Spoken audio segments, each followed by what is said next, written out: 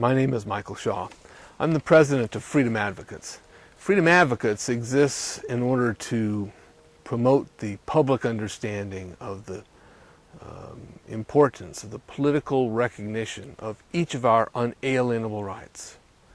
This became an issue to us at the beginning of the 21st century as we began to understand the nature of the Agenda 21 program, the program for collectivization, global collectivization, operated through the United Nations and its affiliates. Agenda 21 policies were deep into my community, which is really, as I learned, the sample patch for the implementation of Agenda 21, or sustainable development, within the United States. Today, Santa Cruz has been surpassed by many counties who have implemented this program far more than we have. But be assured that whatever county in America you live in today, you have an Agenda 21 sustainable development program in process that is working to affect the goals of Agenda 21, which can really be summarized in 3 points and supported by the documents prepared at the United Nations. Those 3 points are: first, the abolition of private property. This is why the pressure is mounting on landowners across America. Soon that battle is going to shift into suburban neighborhoods, and the battle for the resettlement of our suburban neighborhoods will begin.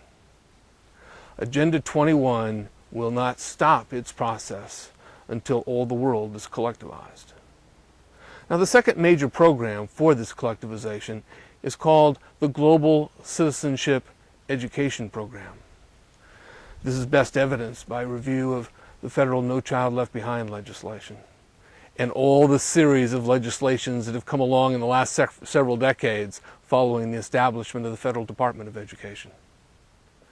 You see, Agenda 21 comes into the United States because President George Bush Sr., this is 1992, went to Rio de Janeiro, and on Prince Charles's yacht, he signed to the American agreement to the standards of Agenda 21 Sustainable Development, and he promised to return to America and infest every federal agency with Agenda 21 principles. You see, this was soft law from the United Nations, not requiring treaty approval. Simply administrative process was sufficient.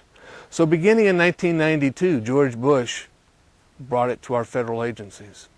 Today, you can review the websites of any federal agency and you can find references to Agenda 21 or Sustainable Development regularly. But what's more important, you see the policies coming out from our federal government into every state and every county are in the process of implementing this global regime. So once our children are educated for the process of global citizenship, we begin to observe the third dynamic behind Agenda 21 Sustainable Development, and that is control over and ultimately massive reduction in human population. You say, oh, that can't be. I say, well, it is so. It's contained in the UN's document, Global Biodiversity Assessment Report, which calls for reduction of human population. The way we get there is by changing the way we live. It's creating wildlands throughout the United States where human beings will not be allowed to either reside or extract materials. Human beings are to be congregated in smart growth communities. That's why you see in every community in California and across the country the push for walkable communities, which means you live on the 20th floor and you walk downstairs, where smart growth cages are really built for the American citizens. And we thought the one way in and one way out of Polish cities was a dangerous mistake. Well, smart growth is designed to take control over all human action. The Wildlands Project is designed to reduce us to abjects of poverty. World government is the program behind the Democrat Party and Republican Party sponsored Agenda 21 program.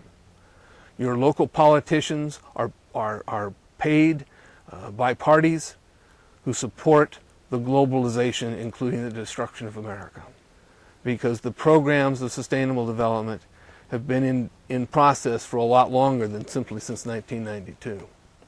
but the acceleration since then has been overwhelming and accounts for the apparent crumbling of our fiat money system.